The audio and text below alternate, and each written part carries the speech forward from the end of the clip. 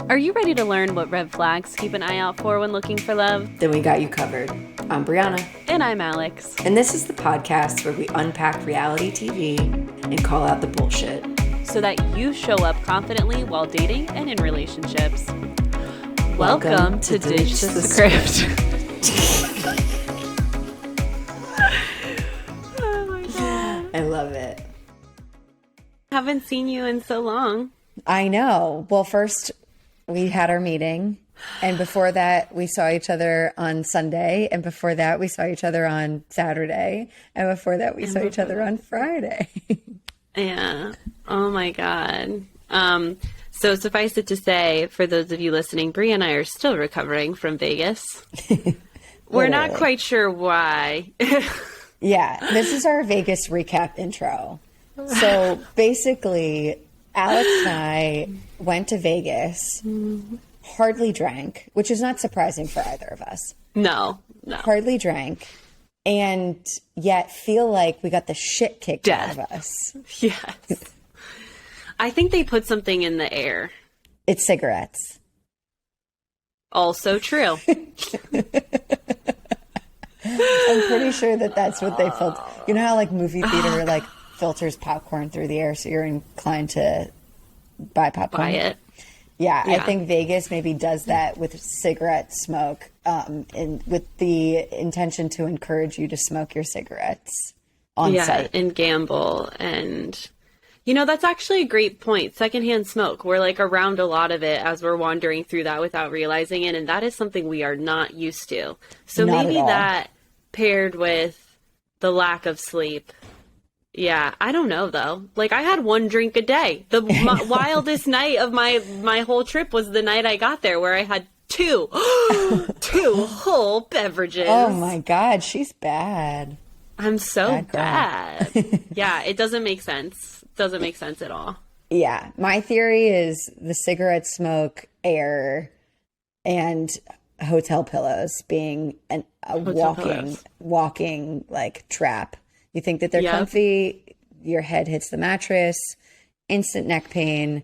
And when you're now 30 years old, that shit really fucks with you. Yeah. I have like a very bougie, last year for my birthday, Jordan got me my pillow. Yeah. And it's like a memory foam, like super dense, like beautiful neck support. Yeah. It's good. It's a good one. Yeah. Once you hit 30, you hear the words neck support and you're like, ooh. Yeah. Nice. Gets you going. Sexy. It's literally 100%. sexy. Like, that's a sexy gift. I agree. Yeah, it is. It is much needed. I'm all for practical gifts. Totally. And a gift to speaking enhance of your which, partner's life. Yes. What is it? Yeah. Our really cool gift is more sentimental and memorable than ever, which was getting those tattoos together. Yeah, we got matching married tattoos. We did. Fucking, that's rock and roll of us, baby. Hell yeah. Yeah, and I really was surprised at how not excruciating it was. Like, I worked myself up into a frenzy that by the time she started, I was like, okay, it's not as bad as I thought it was going to be. Which, I don't know if you remember, but I said that. I was like, I'm kind of hoping that I'm freaking myself out more than necessary. Yeah. That's what happened when I got my ears pierced. So, you know, maybe that's Alex's MO. Freak out so that it's, the freak out Not is as more bad. intense than the experience. Yep. Yeah, maybe that's your method. I think it is. Because And in those two honestly, experiences. It was not that, I didn't think that your buildup, I can appreciate that maybe how it felt inside was like really intense. But as an objective onlooker, I wasn't worried about you. I knew that you were just like going through the motions.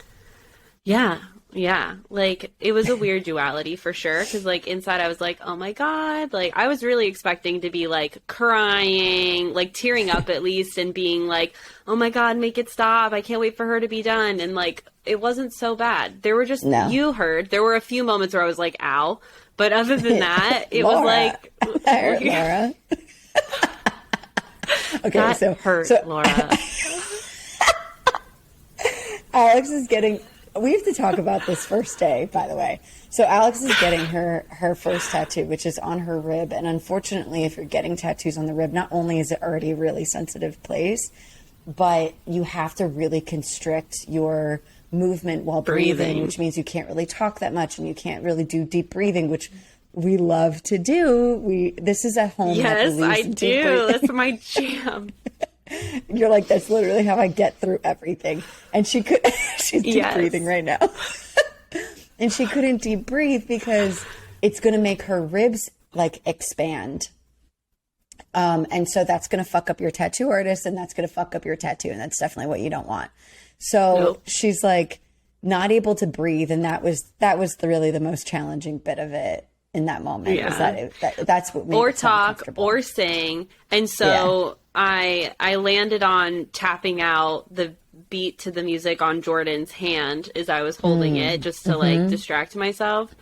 But yeah, so she gets to one part of my rib where like as she's doing like the cursive writing or whatever, I literally feel like the muscle fold over my rib, and it was like the most awkward sensation, and that's what I uttered under my breath, like, ow, that hurt, Laura.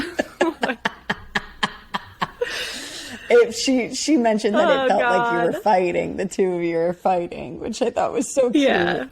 Okay, so another little bit of context about this experience is the first day, or at least, well, it was my first day. It was Alex and Jordan's second day.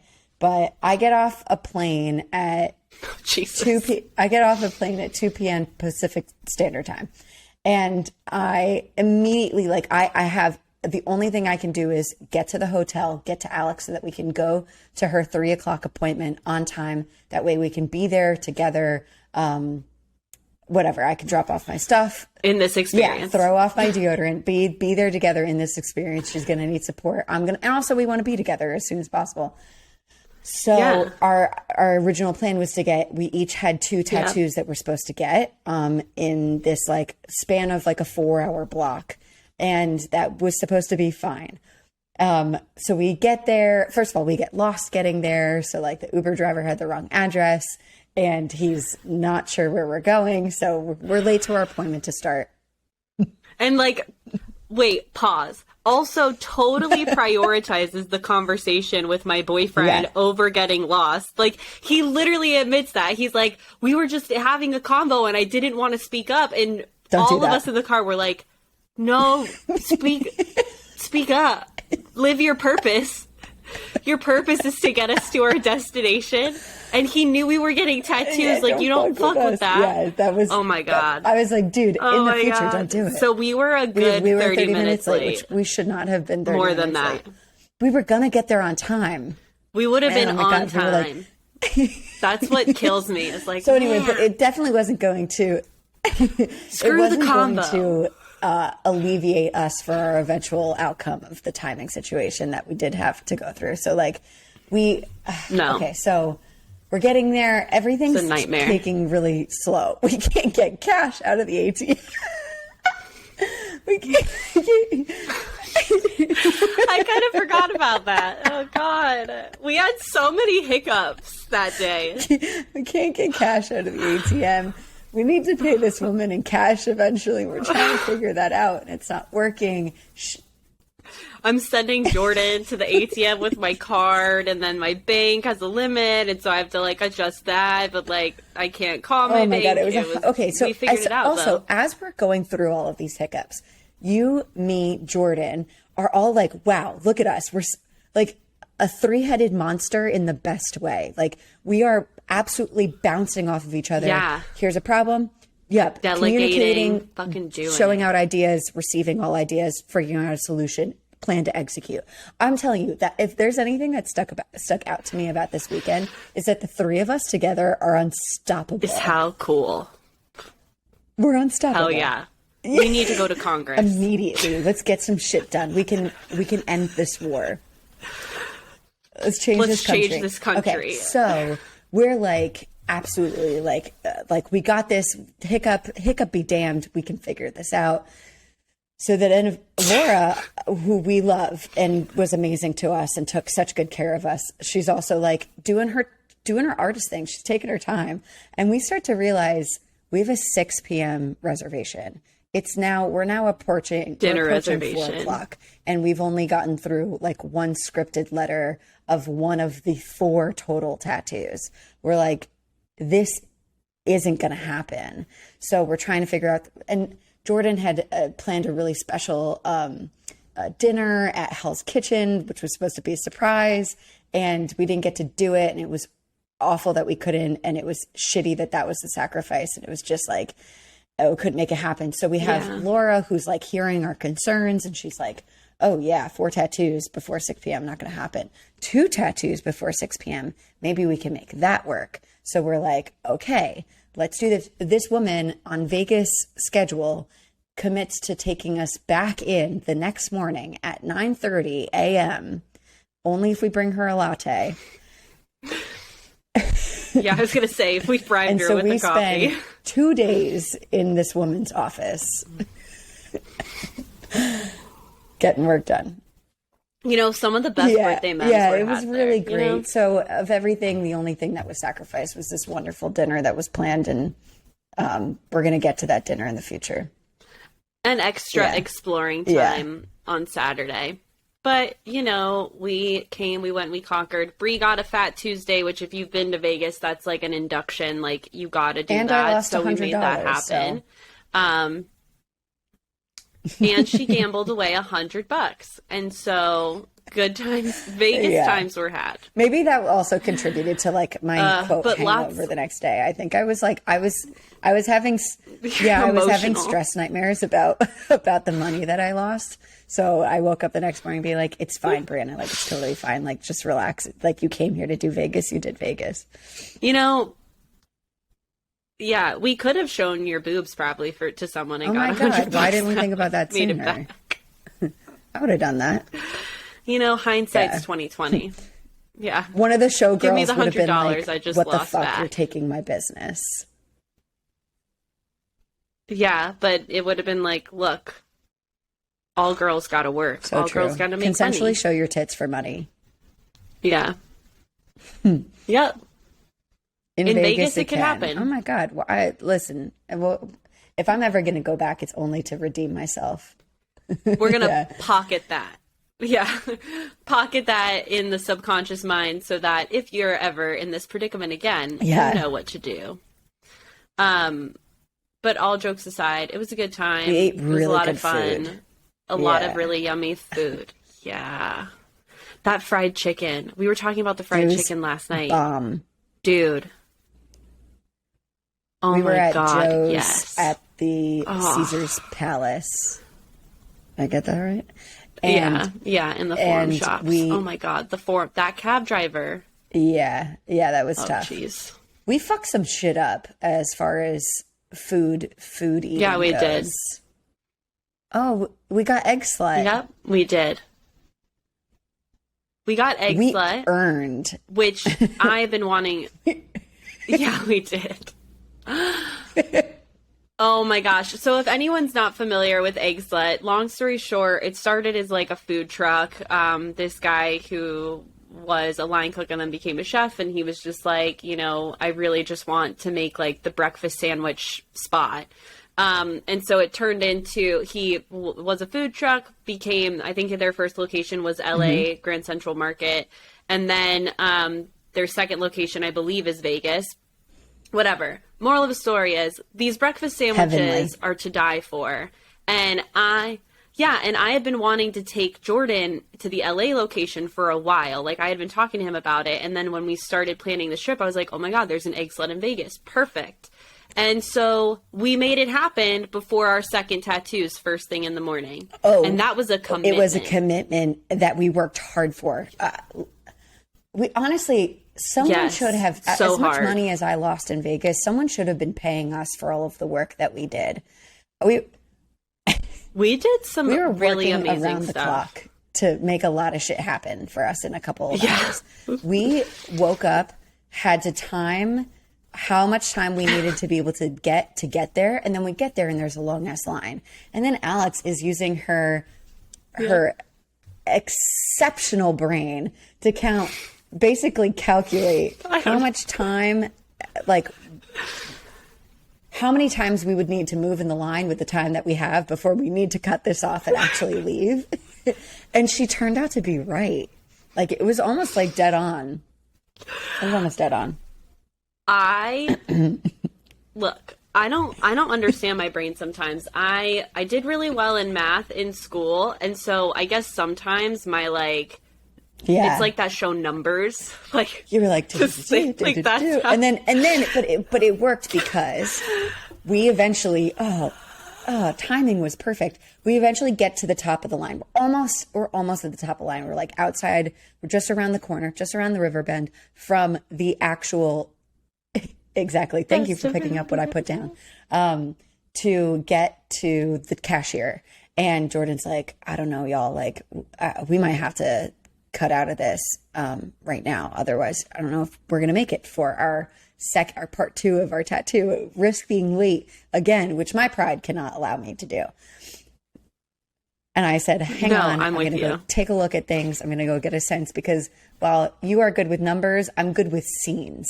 I want to take in the information based on, I want to see how fast it seems that people are taking orders. I want to see what the crew up front is looking like. I want to see what the crew in the back is looking like. I also needed to consider how many people were waiting for egg sandwiches, because we needed to consider that there was not just time that you needed to order, you needed to wait.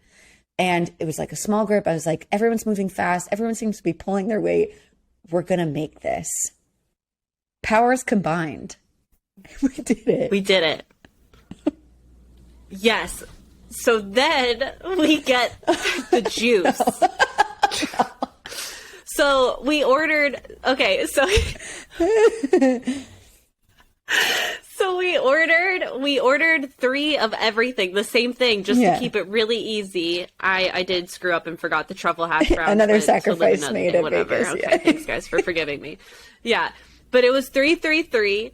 Yeah, and I was like, we get the juices because, of course, that's the one thing they can cough over immediately. And all 3 of us, since it's early and we're dying from being up late the night before, we just start slurping these juices. Just like, oh my God, it tastes so good. You would have thought we walked through the fucking Sahara Desert before we got to those juices. Yes. Then... I was just going to say, No, go ahead. Talk about the juice. I'm not often concerned about how I'm being perceived in situations like this. I'm usually very in the moment, but now reflecting on it, I'm concerned about what we must have appeared like, because we're loud, we're laughing. Oh, we did have a couple looks. Sort of checking in. Yeah, the people... When we were posting up on the bar slurping, the couple that was sitting one stool over from us, they kept looking up well, okay, it's too early for you guys to be this energized. What's going on? Okay, and so this is the funny part. So Brie and I had taken my car because by the way, the weather was cold as fuck. With the wind was so gnarly. So Brie and I, instead of walking the 20 minutes, we, again, doing the time math, we're like, this isn't going to work. We need to take the car. So we get in my car. We get to the Cosmopolitan. We park. Jordan, because he wanted to sleep in, hoofs his butt the 23-minute walk to Cosmopolitan to meet us in the freezing cold air. And he also gets harassed and gets these really cool beats. Yeah. Also another story. Yep. On the way over. He still loves the beads, wears them every day. They're great. Okay. Oh my God. Yeah, the beads are great. There's nothing like being approached and being forced to buy something. And then you're like, well, at least I like it. Yeah, forced to buy beads. Okay, so anyway, we get our food, and this is the funny part, is we were like a threesome of spies. We each had our item that we were responsible for carrying, and we just divide and conquer, navigating through the pool of people in the hotel, power walking. It was hilarious. We were just boom, boom, boom, boom, go, go. Through the people, around, separating, coming together. And speaking positivity to one another. We got this. Let's go. And then we get to I hope whoever's listening finds this as funny as we are, because, like, obviously we know what it looked like. We were it was floating. hilarious. We were floating. We get to the car. We were floating. It really was like that. It was like we were on our own, like, moving sidewalk. Like, we were just like, boom, boom. And then we get to the car, and I'm driving. And I'm like, who's directing me? Who's ordering the Starbucks ahead of time? The three of us together can literally do anything. We killed it. So we're going to take it to Congress. For one, I just want people visually to also grasp this. So, like, everyone's got their luggage, their breakfast luggage, as Alex has mentioned. But I want you to keep in mind that Alex and Jordan are at least 5'9". Like each. They're each at least. And I'm 5'9". Jordan's a like hair 6 taller. feet. And my ass is. How tall are you? 6. He's a generous 6 6 feet. feet, yeah. And I am a generous 5'3".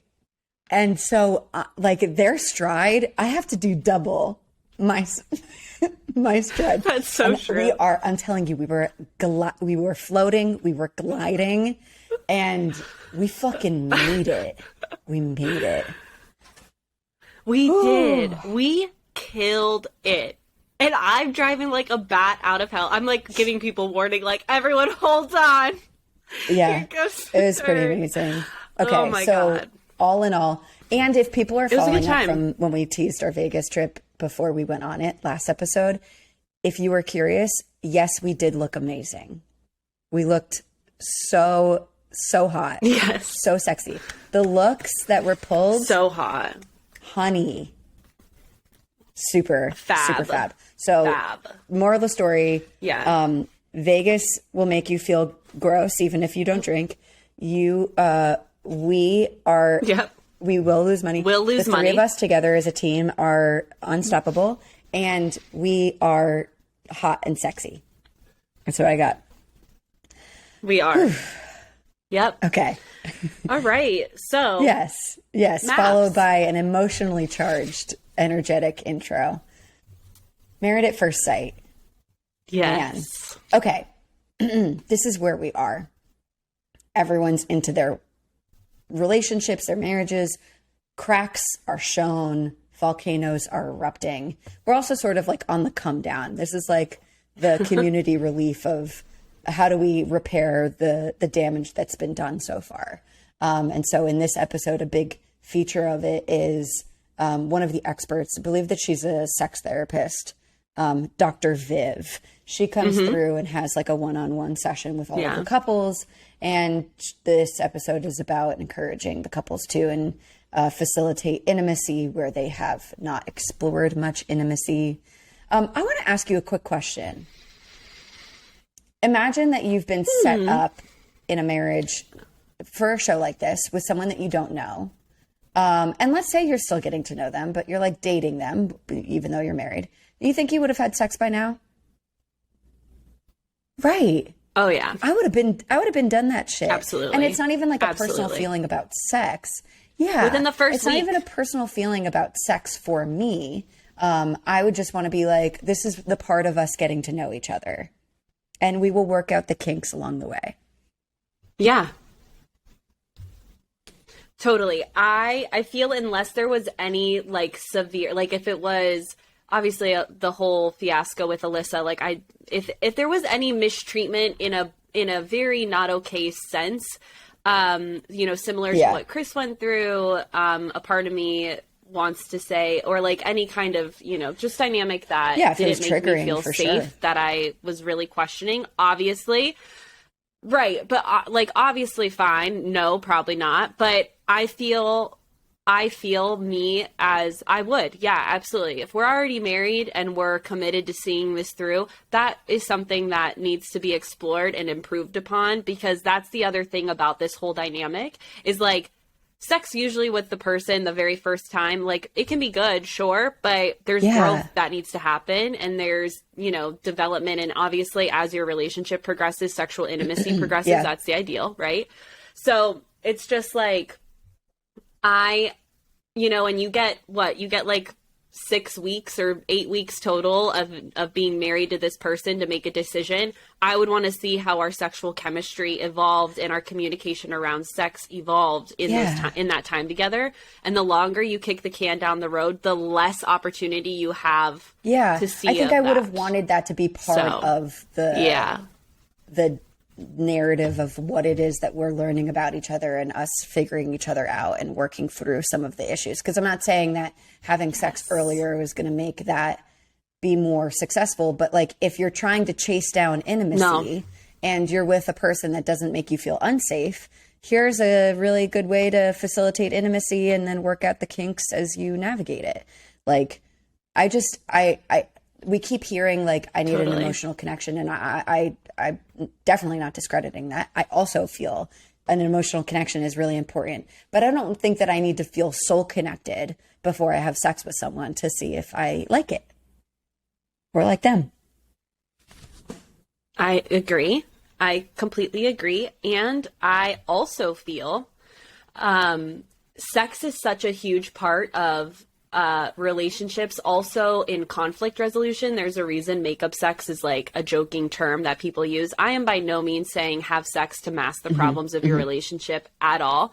But what I am saying is robbing yourself of being able to come together and like really be intimate again and like love on each other and feel vulnerable with each other is, at least for me in my relationship and with the couples I've worked with, is so powerful that it's like some of these couples who have been stuck in this same cycle loop, I'm just curious if they would screw, how that would help them simmer down and actually be able to move through some of the conflict with one another, because there is a lot of bonding that takes place sexually.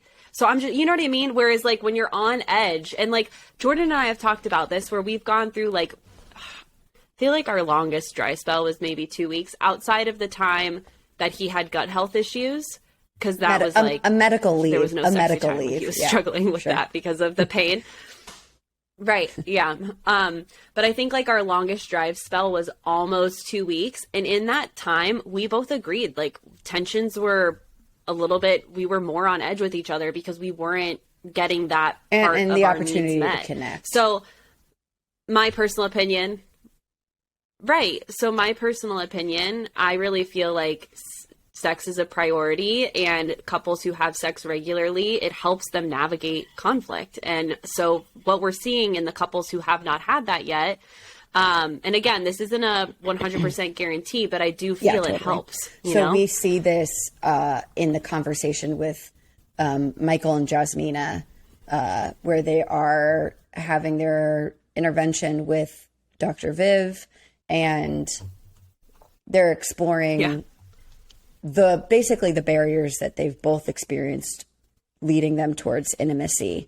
We already are familiar with Michael's resistance to be vulnerable because of specific like experiences of grief and loss that he's had. But he recognizes that that's important. Jasmina she sort of sheds light on the fact that she needs more of an emotional intimacy with Michael to be able to have physical intimacy with Michael. And he's saying, I'm pumping the brakes. I'm going at her speed. What was confusing to me about their conversation is that Jasmina continues to say that I feel like I'm the only one trying. And I just think that the two of them have very different definitions of what trying means and looks like. And I actually didn't, and it's probably due to like splicing and editing, I didn't feel like that was ever really like tackled and addressed. Like, yeah, I felt resolved. Very unresolved through their intervention and their conversation in general. Would you pick up? A lot. I want to start this off by saying, again, we only get so much of these conversations to view. I also feel that Jasmina was really hurtful in some of the ways she phrased things, even with the expert present. And I'm kind of bummed the expert wasn't like, okay, let's watch your tone here. Let's not, because she was interrupting Michael multiple times, very defensively. She got condescending. She was like, well, finish your thought, Michael, which is so like, oh, makes your skin crawl, unacceptable. Because it's like, you're asking Michael to be vulnerable with you and to communicate with you more. But how can you create a safe space if that's how you're coming at him? And especially in a supervised setting. It's like scary to me because the expert's right there. And I felt like I really wish I saw Dr. Viv be like, okay, hey, we hear you. And I need you to understand that what you need to work on, Jasmina, is this.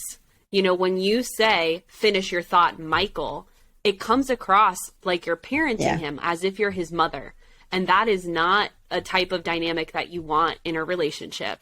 Because it's really emasculating for him and he's not going to feel safe. Like, I feel like Jasmina needs more education on what a safe space looks like, feels like, and sounds like. Because I think she is kind of going on autopilot, assuming that the way she is okay for Michael. And I really need them to meet in the middle here. It was hard Someone for needs me to watch. Check her and to remind her that, like, it's not like she seems to operate through this lens of like the way that I experience healthy relationship, healthy communication, healthy dynamics is the right way. And if you don't ever allow your partner to either learn more about what you mean by that and why you feel that is appropriate, or you're not willing to meet your partner where they're at, then you can understand that your partner is rarely going to meet your like imaginary expectations. Right. And that's the other thing. I'm glad you brought that up, is she struggles to define anything, because you were saying like, okay, how do you define trying? And in our last episode, so the one before this one, he's asking her, how do you define communication? How do you define a conversation? And she couldn't even do that. She's like, it's just basic talking. You don't know how to talk. You're a grown man. Like, you should know how to talk. And that's, again, emasculating, condescending, and doesn't create a safe space. And Jordan and I do this all the time with one another. Can you tell me what you mean by that? Can you tell me what that looks like to you? Because, again, our filters, the way in which we see, speak, and hear are never going to be the same because of the environments that we were raised in and our own conditioning from past relationships.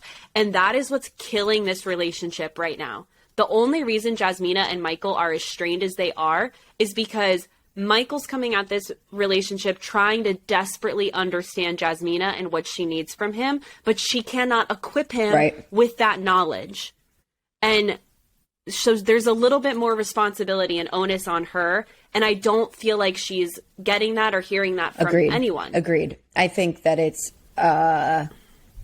the reason why the two of them continue to fall back into their circular communication patterns, which is what we saw happen immediately after Dr. Viv left.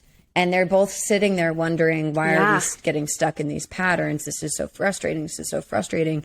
But it's because I truly don't think that, like you said, I think that sort of hit home, that she doesn't know what it looks like to create a safe space for him to be more curious.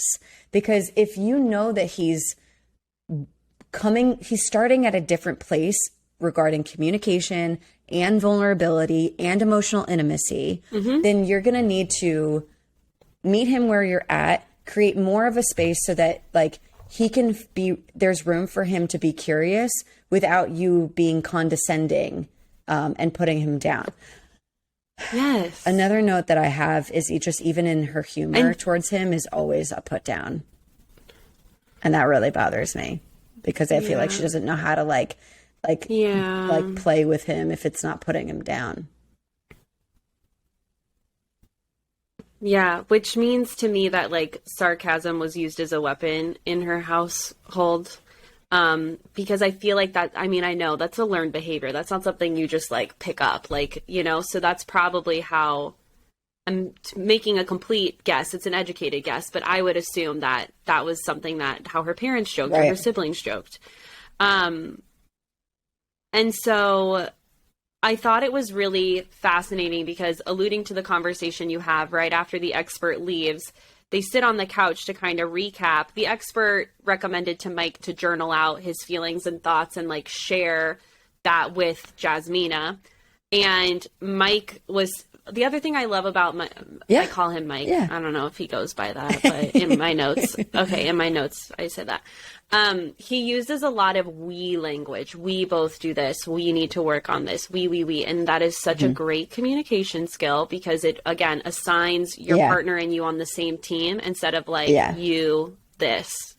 And so, but Jasmina, you could tell she like didn't want to hear anything about it. She excuses herself from the room because he was saying like, why don't we both journal and share this with each other?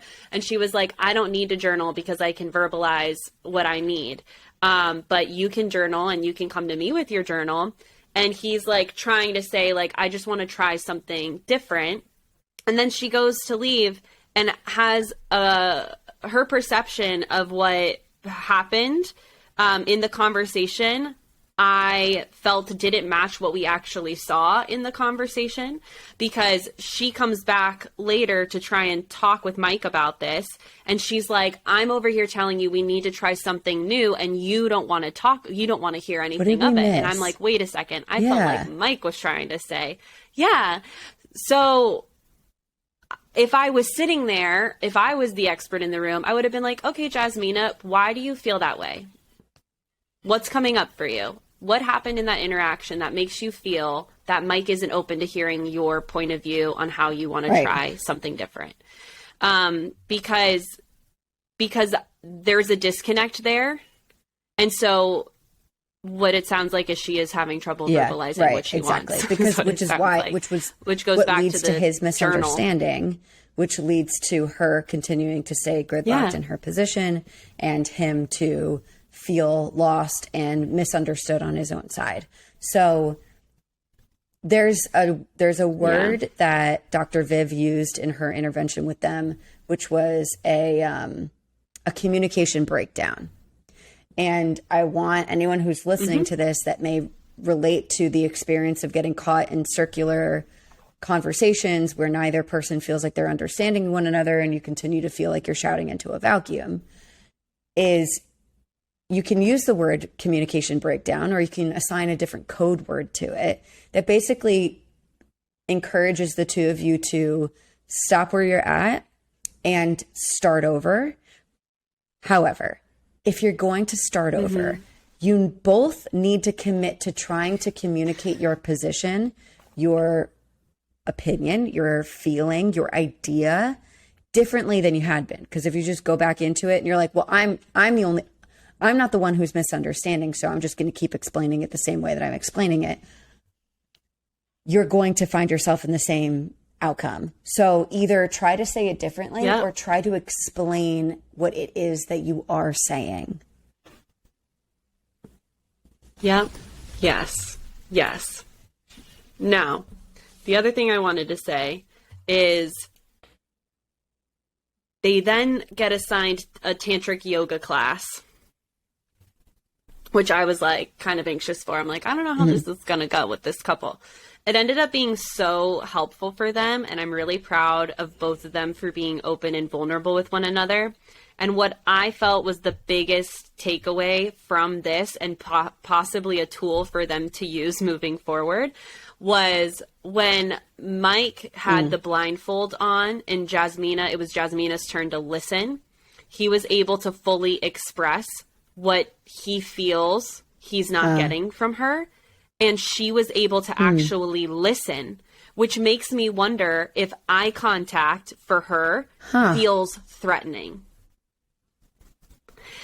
I'm just curious, is that the barrier? Because every other time they've tried to talk face to face, she has this huge wall up. But when he had his blindfold on, she was like looking and really leaning in and like all the good body language cues, really trying to understand him. And then she got emotional because she was like, I don't want to make you feel that way. So it was like, oh my goodness, Yeah. we're onto something here. Like, that's a tool. And so I'm glad that he has a blindfold at home. And if I was Viv and saw that, I would be like, why don't, in those communication breakdowns, why don't you reach for that?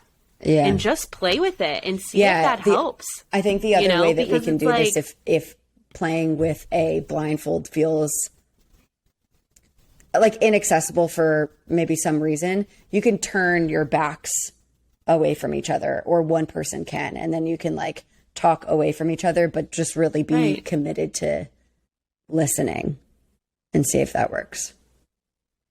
Yeah. Yeah. I just feel that it's an interesting tool. It's nothing, I would have never thought of it on my own until I watched this episode. But I really feel that that's something that for them, it worked. You know, like for the couples that I work with, I'm like, you want to be facing each other. You might want some soft contact, just because those are ways to like reassure your partner through the uncomfortable conversation. Like, great. And that works for a lot of couples. And at the same time, we need to make space for the couples who maybe that kind of reassurance, that kind of vulnerability with physical touch feels threatening to them. So it's like, this could be a tool that works for couples like at least at first, to break those initial walls. So I thought that was really interesting. And so I'm very just curious. Cool. I love that worked for them. I also love that you noticed that and sort of picked up to see if that's something that has been a barrier, if the eye contact is too challenging, and puts it feels too vulnerable, too scary. So it's put someone on the defense because they feel like they gotta protect themselves. Okay. Yeah. And then after that, it was really sweet to watch kind of how that date shifted their relationship. You know, Mike let her comb his beard. She was like, even the conversation they had in bed before they tucked themselves in, like, it was really mature. It was really like, okay, we're on the same team. We're going to do this. Well, you know, it was very affirming. And so, holy cow, Batman, snaps for Jasmina Intimacy. and Mike. Rainbow. Intimacy. Okay. All right, next. We're talking about Steve and Noi. Steve and Noi. This was interesting. Steve and Noi are sort of still recovering from the experience of their big fight about spaghetti. Noodles. And mostly like how Noi reacted to that. So we see Noi sort of take accountability for her response, which was she explained her shutting down. She said she described it as it's actually her way of preventing herself from becoming volatile and pretty nasty and saying things that she can't take back, which seems like that used to be a previous pattern, which was many people could probably relate to this, which is like reaching for the most hurtful messages that they can think of in a moment. In an effort to, it's sort of like a pufferfish effect. It's like, I'm going to poke you so I protect myself so that you don't get near me. Pufferfish, porcupine effect, whatever you want to run with it. And so that's what she's doing. So her shutting down and being quiet and silent actually is her protecting that other behavior. I wish that expression was met with understanding from Steve. What I would like couples to see or to respond to when they hear something like that from their partner in the future is not like, well, that's not sustainable and that's not going to work for me. Yeah, duh. No shit, Sherlock. Of course that's not going to work. She can't just leave every time she's upset. But if you hear that your partner is choosing this other, less harmful or objectively speaking, less harmful way of having an emotional response to a stressor, this conflict, and they're doing that to not inflict more pain, which is their typical reflex, then it behooves you to, again, meet your partner where they're at to find out, okay, so you need time to process. When I hear that, I say, I think you need time to process so that you can think before you're responding so that you don't become volatile with your words. Great. I, as your partner, now that I understand that, thank you for sharing that with me. Will it work for you if I give you space for you to sit and process before you respond to me. So you are now not only not leaving, but also having enough space so that you can work through the emotional reflex of wanting to hurt me, and then, you know, deal with the conflict in a more like level-headed fashion. Totally. Yeah. Noi, I applaud her efforts to protect the relationship. Yeah. Like, that's where it's coming from. And I completely agree with that mentality. The only line she crossed is the refusing to communicate, as well as the social media thing. So like, those are the two unhealthy aspects of it. But as far as like taking a break to process, absolutely do your thing, go to the other room, whatever you need to do. But really what needs to happen is you just need to allow Steve in on what's going on. Like, hey, time out, whether it's, again, a hand gesture, a safe word, whatever, or if you can articulate, hey, I need 30 minutes to myself, BRB, you know, or an hour, or I'm going to sleep out here, I'll talk to you in the morning, like anything like that, fine. But there just needs to be some communication. And yeah, Steve needs to understand that that is Noi's way, like I said, of protecting the relationship. It's not a dig at him. It's not her giving up on anything. It's her shit. It's just her. Yeah, exactly. And so hopefully they can meet in the middle on that moving forward. I do applaud her owning that and saying, like, I didn't realize how much that hurt him. And you saw her get emotional because she cares about Steve. She loves Steve. And so really good. I also really loved how she just owned, like, in past relationships, I have said some nasty things.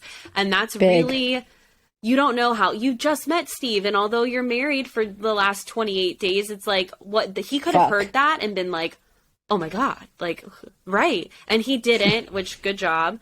But for her to admit that and own that, like, also very vulnerable on I thought her that part that was awesome. The accountability on both sides, past behaviors and the way that it affected her partner. I think that was huge. Yeah. So then Dr. Viv asks, like, what do you guys need to establish trust? And again, Noi brings up the need for him to have a job.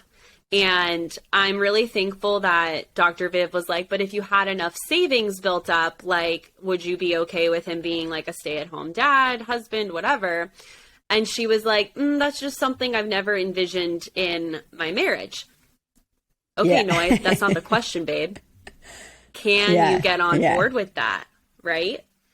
And so this is something that I feel a lot of people get in their own way, is like they've had this idea of what we're seeing this with the laundry with what marriage looks like and what the roles of the relationship are like. And if you get so stuck on that idea, you could literally be missing out on an amazing soul-aligned partner who's right in front of you, simply because your puzzle pieces of what you've envisioned matching up, aren't which, like, there. It's an imagination. So it's like you get cookies for having a clever imagination that is mixed with parts that are realistic and what you want. And the rest is you filling in the blanks, because what else are you going to do with that empty space? Please get familiar with what your values are so that you can communicate that, especially to an expert. Especially to an expert who's going to set you up. And you know, and then once you're in the moment and you're with someone that you have a really good connection with for all of these other reasons, consider if this is something that you can reimagine with this person. Yes.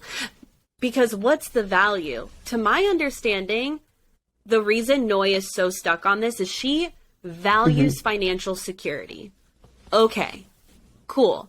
But when proposed with the idea of you have a good enough nest egg for him to be a stay-at-home husband, would that do it for you? And she still says, it's not what I envisioned. I'm wondering now, is the value truly financial security? Or is it you want a husband who is out of the house because you work from home now, right? And then comes home. Like, what is it? A time? Is it a distance value? Like, you want him to have a life? Yeah. Like, what is it? Because, again, to go back to what Dr. Viv said, if it is just money, if the money is being made, if the money is there and available and accessible to you, why does it matter what form it comes in? Whether it's a paycheck or a savings. So, I'm really, I just want to get in there, and I wish they would. I just want to be like, no, what is missing it? What from is this it? conversation? Because in this moment, Steve's getting really defensive in Steve fashion, which is like calm and like collected. But you can tell he's getting defensive. He's like, "Are you doubting my ability to make money?" Which is like a rhetorical question, Steve. Don't ask that. He's getting defensive because he's feeling that Noi doesn't trust him. And so, yes, Noi needs to let go of, she needs to have some awareness of some of the like expectations and assumptions that she had about her life and learn how to let them go. And Steve needs to also start explaining, like, okay, what is it that you're worried about? You're worried about financial insecurity. Let me break down to you how my money works with the situation that I've got. But instead he starts using this like, well, don't you like that your house is clean and that food is cooked? And I'm just like, yeah, that is not the argument. I said that out loud. I was like, Steve, this is not the argument to play here. Like, this is not we are missing. My therapist used to like move her hands. For anyone who doesn't watch this on YouTube, she would like move her hands like parallel with each other, never meeting. She's like, you're both talking, but none of you are talking to each other. You're not meeting each other. And that's what's happening here. Like, Noi is talking about her roles and expectations, and Steve is like, don't you like a clean house? It's like, shut the fuck up. Like, neither of you are actually getting your point across. You're not getting to a place where you're actually addressing each other's concerns. But this is why, look, I'm sure Dr. Viv is amazing. I'm sure all the experts are amazing, but it really was like nails on a chalkboard. Because again, it's like your job is to help these two people understand each other. And she let it go on. And I'm like, this is an opportunity for you to interject and say, okay, Steve, I hear what you're saying. Let's dial this back down to what the actual issue is at hand. Okay? Noi's concerned about financial security. You want to be able to have creative freedom and time to yourself to make money on your own terms. Is that correct? Yes. Okay, great. Let's get down to the nitty gritty here. All right. Steve, how much do you have set away? What does that look like? And when you freelance, about on average, what's your monthly lump sum? Okay, great. Hearing those numbers, Noi, how does that make you feel? Do you feel better? Like, that's the kind of conversation that I would want to have with them so that she gets the information she needs, because the reason Steve is like tripping and starting to get defensive and trying to reach for these straws of like, do you want me to cook for you? Do you want a house clean? Because we're going to have to divvy up the house chores if I get a job. That's not it. That is not what she needs to hear. She doesn't care about that. I just had a thought. Should you and me go apply for jobs at Married at First Sight to be experts? Because we would kill it. We would kill it. Sitting here thinking like, okay, so first of all, the experts on the show are getting even more insight than what we get as like a regular schmegular audience member, where everything is edited and cut out and all of these things. I'm sitting here, and I wonder if you'd feel the same way. How we're pretty good providers as it stands.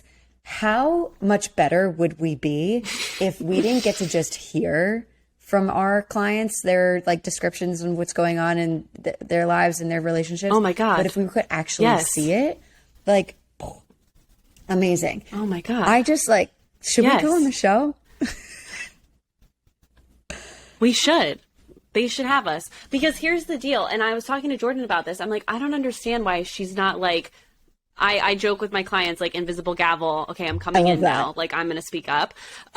Because it's like when I've had I've worked with a few married couples, and when they start getting like, even in the session, like getting antsy, I'm like, okay, breathe. Let's talk about what just happened. Okay. And what bothers me with what I'm seeing on this show is they let it go on for a while. Okay. Reality TV. That's why. Okay. The other thing is can we please call out some of these, like I said with Jasmina, like we need to interject and be like, okay, do you hear how that sounds condescending? Do you hear how that's emasculating? Do you hear how what you just said and the way that you just said it can come across to your partner who's receiving it? Okay. And that's what's bothering me is like, there is none of that education. It's just like, okay, work on communicating. And I'm going to tell you, bye. It's not because Dr. Viv doesn't know how to do it. We see her do it with Olajuwon and Lindsay separately. Yeah. She does. Actually, she tries real hard. Someone needs to give her a cookie for that. Okay. Anything else on Stephen Noy outside of the fact that we now know what to do with our careers next? No, yeah. No. They're cute. You know, they got their 5 senses intimacy thing, which I thought that was really helpful for them to actually talk about sex and like what their fantasies are. I like talk about our fantasies with our partners. You know, but they're having sex. See, but that okay. Yeah. Here's a perfect example of our earlier conversation. Steve and Noy are already having sex. Yep.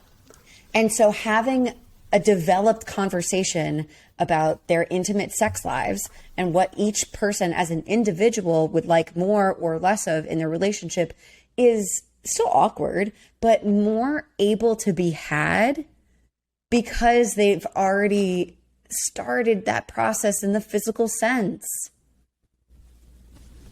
Yeah. Yeah. So that's why I wanted to hit home on that is like, exactly. It reinforces what we were saying before.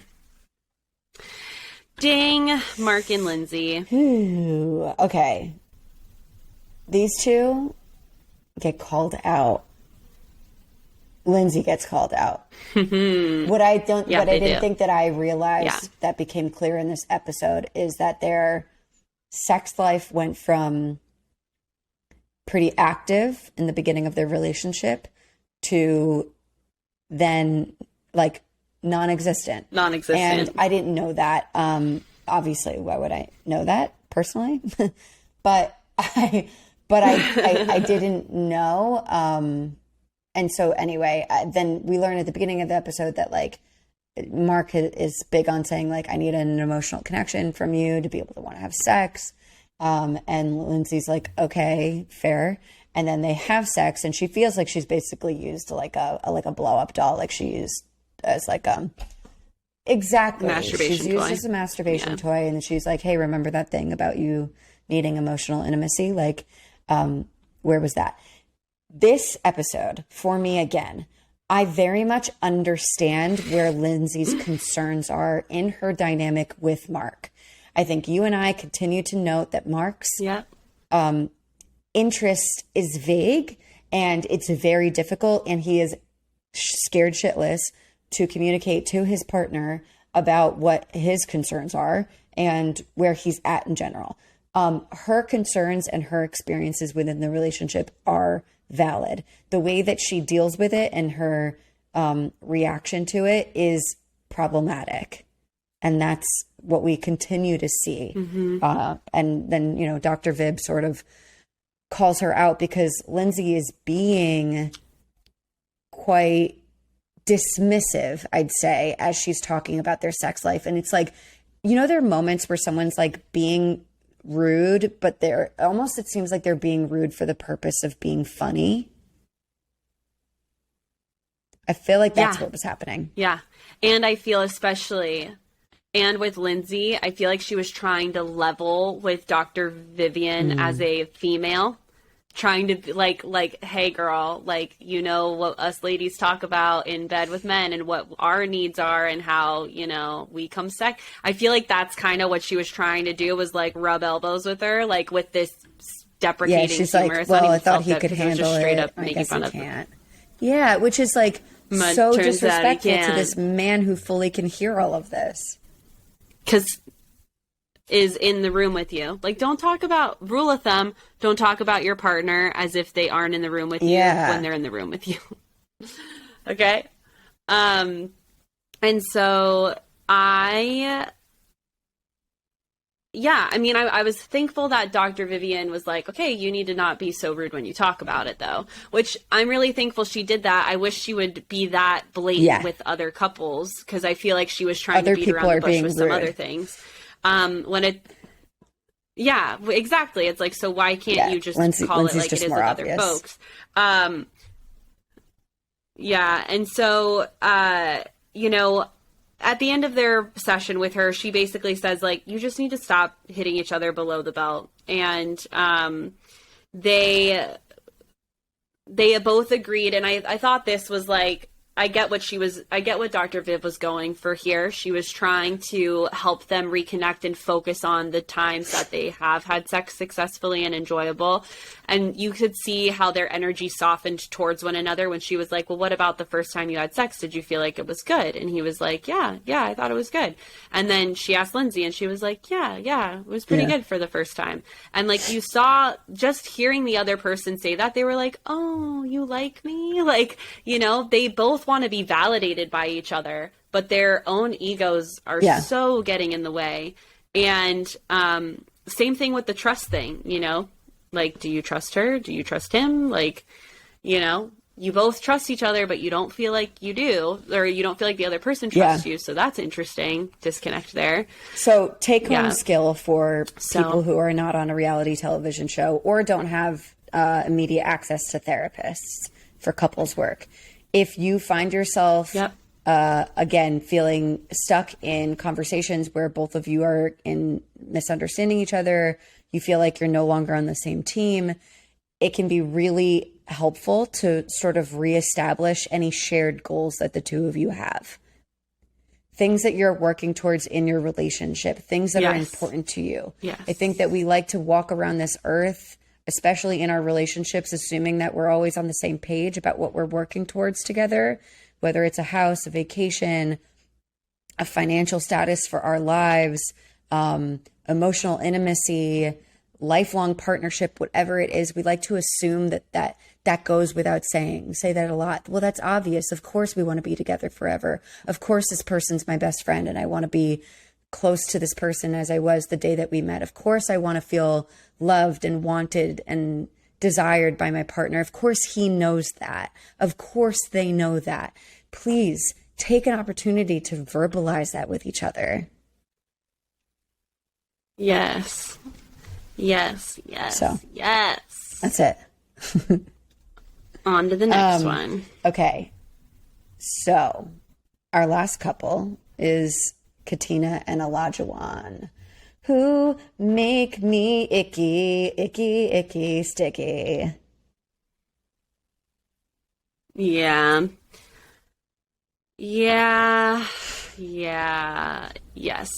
So, what I think is, so the expert comes in and just basically is like, okay, so, cooking and cleaning, huh? Like that's going to be the hill that you die on. And I really applaud her trying to get through to Olajuwon, saying, if this is so adamant to you, you need to understand this is going to get in the way of a lot of your relationships and marriages. 'Cause she even said, like, you'll get divorced multiple times over this if you're going to be such a stickler. And what I thought was really interesting is that she asked, like, I feel like someone taught you, and he was like, no, it's just me. It's just me. Like, that's what I need in a wife. But then later she's like, you know, I feel like you've learned this archaic, flimsy argument. And so again, she's not like, okay, so if this is your belief system, let's talk about it. This is misogynistic. Like, it bothers me that she wasn't a little bit more like, okay, do you really feel like that? Like, these are you have chosen that this is what you want in a wife, and you're going to. She was trying to give him an out to be like, I learned this. If so, let's have a conversation. She was trying to give him an out to be like, I learned this from my dad or my mom. Right, and that bothers me. Right, because he had already owned it at the beginning of the conversation. He was like, no, it's just ingrained in me. And it's like, okay, then we need to talk about some growth here, because you're not in the 30s anymore. And by the way, like, even that, like, it's like, come on. Like, so I felt really, my heart went out to Katina, because you could see it all over her face. Like, that poor girl has just been trying so hard, and I get what she's saying when she's like, all you point out to me is what I'm not doing and what you want me to do more of. And I just feel like I'm not good enough. And I hear you, girl, and it is not you. You are more than enough.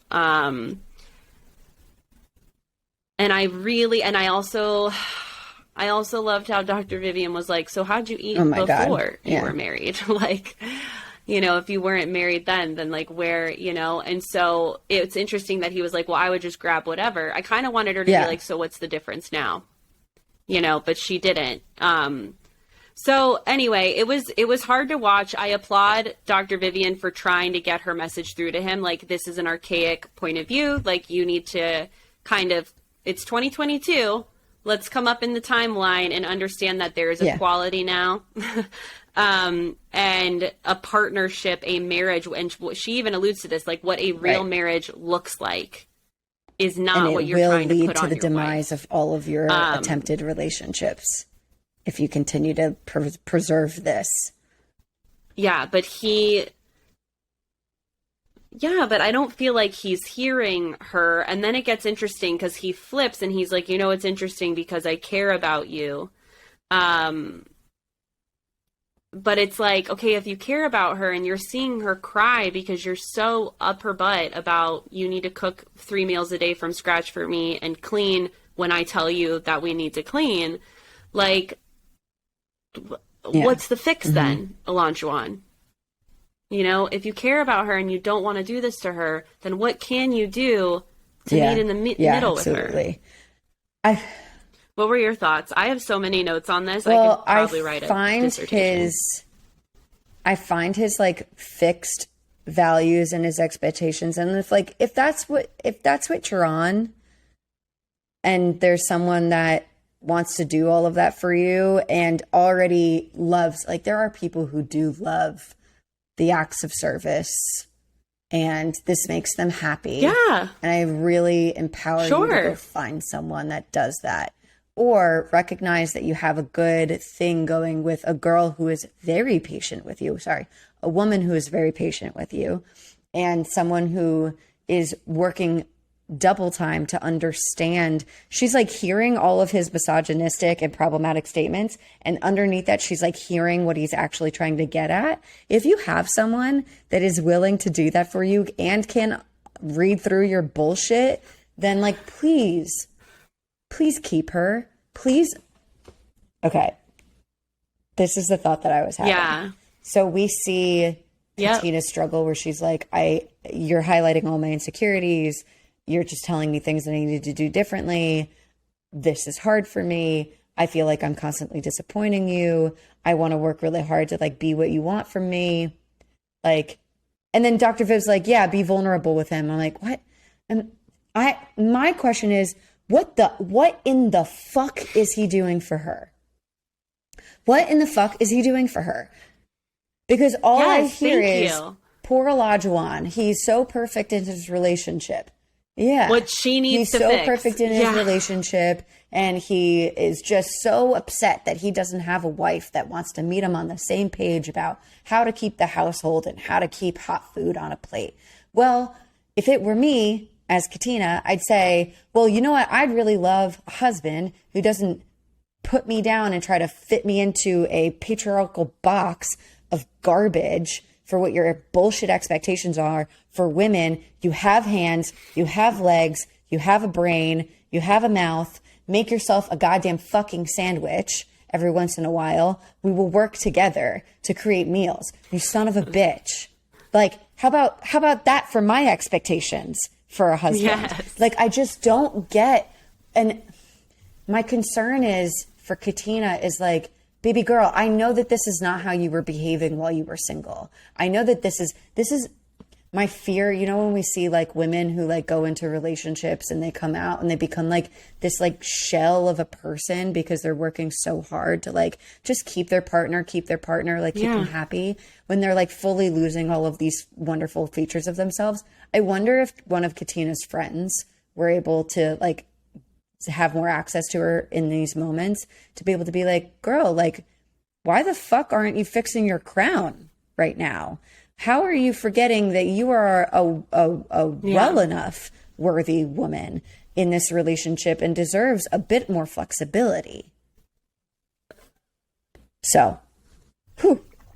Thanks for letting me get that off my chest. Yep. That was exactly what I said. It's like, No, do it for me too. Tired. Because like, yeah, I'm with you. It's infuriating because it's all about what Katina needs to fix. There was this much about, because Viv made him articulate like, okay, I hear you. I need to work on my tone and my demeanor. But that was it. And it's like, okay, let's talk about what that looks like. Let's talk about how that sounds. Let's talk about, moving for. Also, let's talk about you pumping the brakes with expecting this girl to pump out 3 home cooked meals a day. And again, there's nothing wrong with being done with a housewarming party and being like, you know what, I'm too tired to clean, but I'll come get this in the morning. Like, I'll do this in the morning. There's nothing wrong with that, right? And like, oh, you can clean your half, I'll clean my half in the morning. That's fine. Like, why does it need to be, he's like, I can't go to bed with my house clean. That's a you problem. It's also problem, a me problem. Like, but that's for me to deal with. That's for me to deal with. I was just saying that Olajuwon and I share that problem, but I'm not going to put that on someone else. But like, exactly, that's my point though, is I get that. Me too. I loathe seeing a dirty kitchen, especially when I have to walk in there and cook another meal, because it's like I have to clean and then cook a meal. I get that. But at the same time, if my partner is dealing with a lot of crap at work and like hasn't been able to get to it, instead of shitting on him and being like, what, are you at a wife level? Are you at a hubby level? I'm questioning your mentality, your mental, like, no.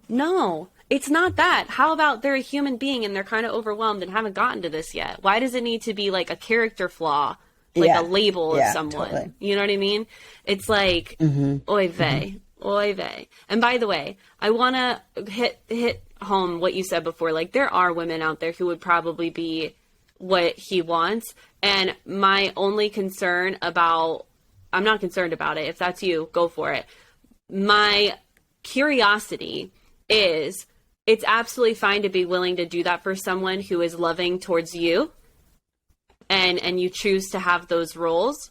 But when it is demanded of you and the expectation is placed on you, what happens when you're sick or life happens and you miss a day? Does all hell break loose? Like, what does that look like? Because I really feel that Olajuwon, in the mindset that he has, it's like, if it is not this forever, it's not good. It's not a real marriage. Yeah. And that's like,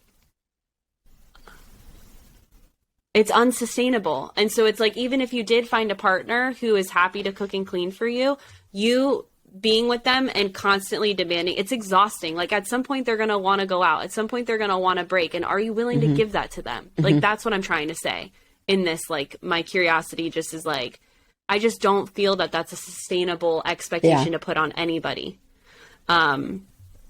Yeah. Oh, girl, I'm with you though. I could go off. It's like, come on. And Dr. Viv, I applaud you. You tried. I really feel that she could have been a little bit more, because we've also seen this with his friends. He kind of needs people to spell it out for him sometimes. And I feel that Dr. Vivian was trying to, in the most respectful way possible, say, she used the word archaic, she used the word flimsy, and I just don't know if he is truly hearing what she's trying to communicate. Like, this expectation of you, putting on Katina to cook and clean for you each and every day is something that a lot of people would consider misogynistic. That is the word of the day. Is whatever. It's like, you need, yes. But it's like, I just feel that he needs to kind of be, really, like, he needs direct communication. He needs to kind of be called out in a more blatant way, because we've seen him respond well to that in the past. It's not that he's not willing to hear. It's just like, he needs a certain amount of he just needs a certain type of communication style, I feel, to like really get through to him. Agreed. It was hard to watch though. And I'm really glad that they had sex. They totally screwed. They had their intimacy play. By the way, props to Katina. Katina did the cutest thing. Yeah, she did a little movie night. She treated her man to a little date night in. Really proud of her. Go, girl, go. Olajuwon, I'm really proud of you for saying over and over again, like, you listen to me. Thank you so much. This is so sweet. This means so much to me. I'm really glad that he kept saying that and like expressing his appreciation for it. Reassurance that, and then she did a good thing. she did. And then they had a cute little intimacy play, and that I feel like they needed that so bad. And so I hope they had really great sex. We just wish that you had good sex. Good sex is great, folks. So Enjoy good. it. I'll let you know when I experience it again. Yeah. Okay. Red flag, green flag. What's your red flag? Okay. I don't know why I started humming that. It's a really popular song. I will say my red flag. Yeah. I'll say that my red flag is Alonjuan not being open-minded or not being able to articulate what a middle ground would be for Katina. You know, like, okay, if 3 meals is too much, maybe we just focus on breakfast right now. Like, you know, and like slowly build up to it and like, let's do this together. Or whatever, pick whatever meal of the day, but you get my point. I'm really concerned. I want him to open his eyes to all different types of marriage dynamics and be flexible, because Katina has a heart of freaking gold. And I feel bad for her too. Bad for her. Oh, Katina, get out of there. Sorry. Sorry, girl, but get the fuck out. I only say that, let me rephrase. I only say that because I would want to get the fuck out. That's my feeling. Katina, stay in if it's working for you, girl. I understand. Okay, my red flag. It's, for this episode, it's Jasmina's, like, sly put-down jokes. Like, and I think that they would be more permissible if it felt like they were working for Mike. But I've heard him in a number of, like, aired bits of him being like, he's like laughing, but he's like, don't do that. We're not doing that. Don't do that. Or he like trying to shut it down in a lighthearted way, because she had said this thing where she was like, oh, like we should have Dr. Viv over more often. You'll clean a little bit more. And she's like, ha ha, he hiing. And he's like, don't do that. Don't do that. Here's the thing. If you have a concern about your partner, if this is your way of trying to lightheartedly tell your partner that you wish that they would keep up with the house better, do it, share the responsibility, please have that conversation. Do not form it in the face of a joke. So you will ruin jokes for the remainder of your relationship. You will ruin them forever. Yep. Yeah. Yeah. Yikes. Okay. Yikes, red flag. Plus, not only that, I feel, really quick insert side note here with this, I feel, and very similar to the Alonjuan thing, it's like these gender roles that, let's acknowledge they have been ingrained in our country, but we are making a lot of efforts and strides to get away from that, and we have been since the 50s, okay? But what bothers me is, like, I feel like a lot of those kinds of jokes are made, like, for example, men, right? Like, oh, that's just how they are. And I don't like that. Like, the gender bashing needs to stop. And the reason I'm bringing this up in the context of Jasmina being like, oh, we should have Dr. Viv over more, maybe you'd clean the house. I really kind of wonder if that is something that she's kind of poking at just because it's another woman coming into the home and he's the odd man out. And so she feels like it's appropriate, similar to Lindsay, to like rub out elbows and gender bash, or like, I mean, in this case, Michael bash, but it's just, I think we need to just at this stage of their relationship, she's just far more comfortable with Michael bashing than Michael connecting. Yeah. Yes, I agree. Okay. It's too scary for her to connect. Okay. Green flag. I really appreciated Noy's accountability with how she handled their most recent fight, and more importantly, the way that she handled it, its impact. I think that is a really powerful takeaway for us in the real world, which is if you are coming out of an experience where you actually have gained some awareness about a behavior that really didn't work well for your partner and made them feel some type of way, being able to verbalize, like, I didn't notice until that happened how much that hurt you, and I never want to hurt you like that ever again, not in that way, and I'm going to try to manage this tendency so that I never knowingly make you feel that way again. As a receiving partner, to hear that would make me feel secure. So, Yeah. thanks. I completely agree. I love being agreed with. Similar to that, I'll say my green flag, she gets a red and a green flag, would be with Jasmina when she finally was able to hear Mike and she was emotional and she was able to say, like, I'm sorry that I've made you feel that way. Because that is the first time I've seen her take ownership. And I really feel that I don't like to blame the entirety of a relationship's problems on one person. So I will say it like this. From what we've seen so far with their dynamic, I feel Jasmina's hesitation to take ownership for her part in the conflict is truly what is holding them back from progressing. That is how I will say agree that. with that succinct statement. Thank you. Thank you. I want That's to dot all my right, I's and babe. cross all my T's. You know, I want to make sure that we're understood. Okay. And respectful. We have a really quick Okay. question, internet question. Are you ready? I'm gonna make this quick and dirty. Quick So and basically, dirty, our writer wants to know generally. Well, she's falling for a hookup, and she's not sure how to proceed next. So she is 31, female, met a guy, 27, male, a few months ago at a bar.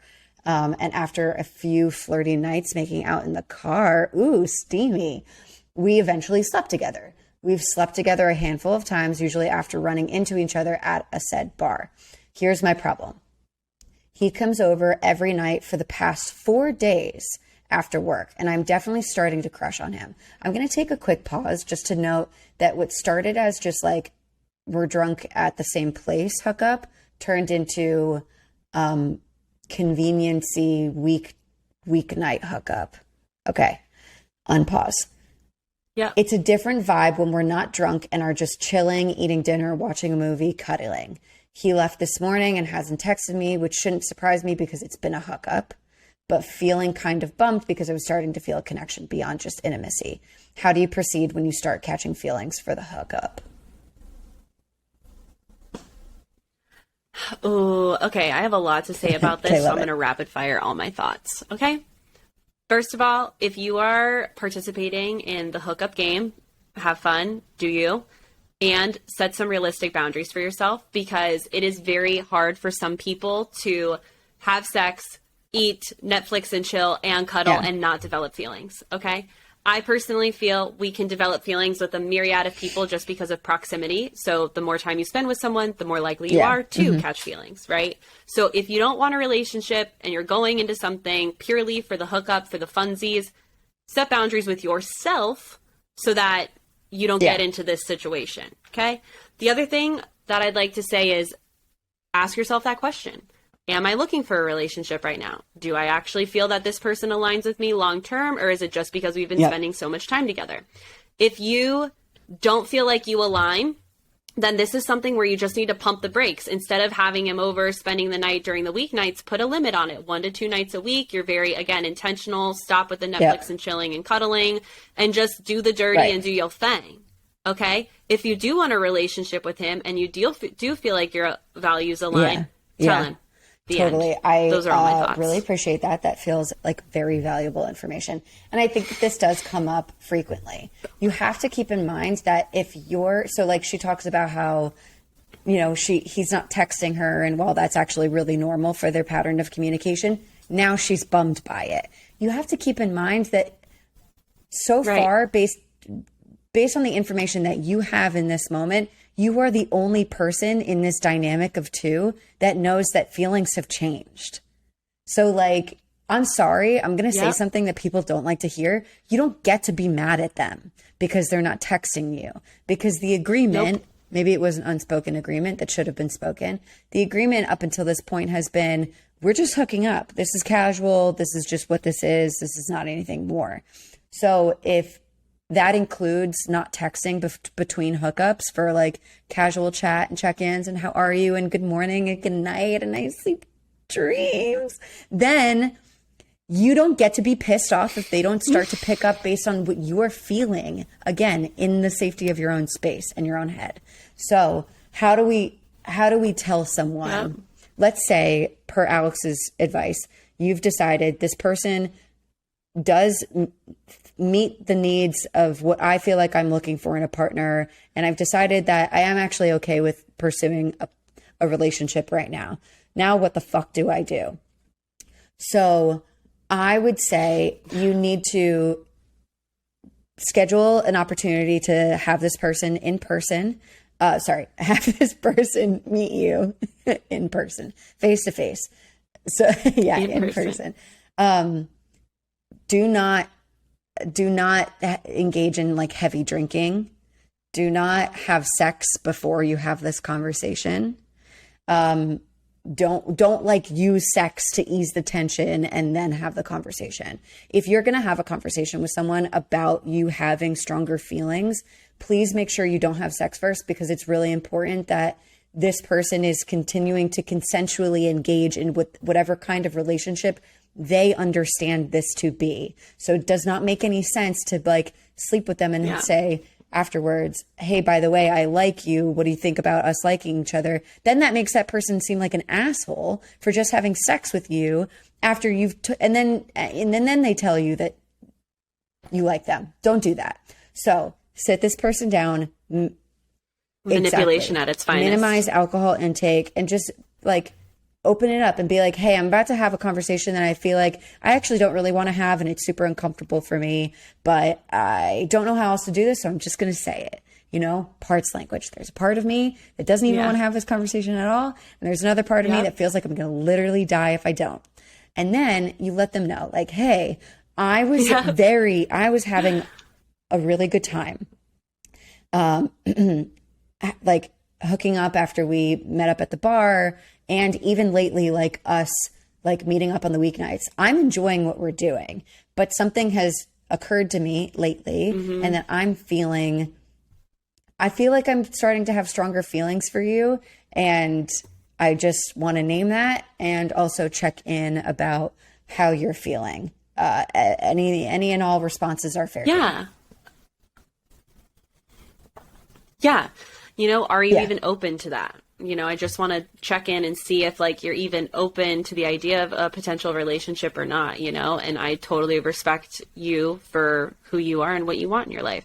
Like, give them permission to be honest and this is a big and mind your reaction. Because I feel quite often that folks will say, it's okay, you can tell me the truth.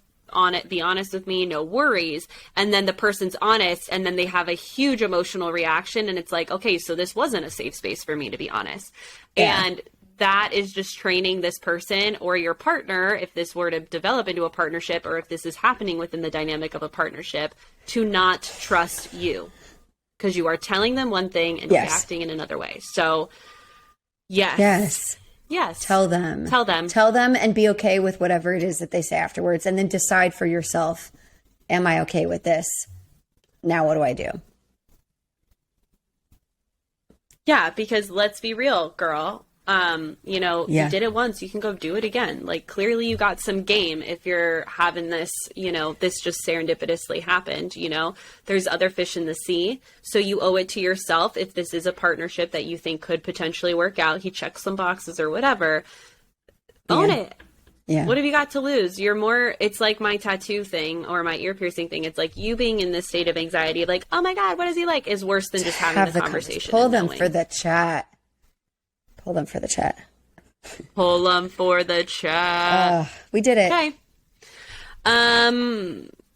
We did it. Thanks, guys, for hanging out with us. If you don't follow us on the gram or TikTok yet, please do at Ditch the Script Pod. And then send us your questions, ditchthescriptpod.com. We will answer them anonymously and then shoot you an email when your questions publish. We can pretty much answer anything because we are all knowing beings. And while we are missing our third musketeer, if you didn't gather this from the beginning of the episode, we can pretty much navigate anything successfully. Yes. Yep. We got this. Power team. We got this. And if you like our show and you hang out with us regularly, screenshot it, post it to Instagram and tag us, and then leave a rating and a review on Apple or Spotify. We really appreciate it. Okay. Love you all. Yeah. That's it.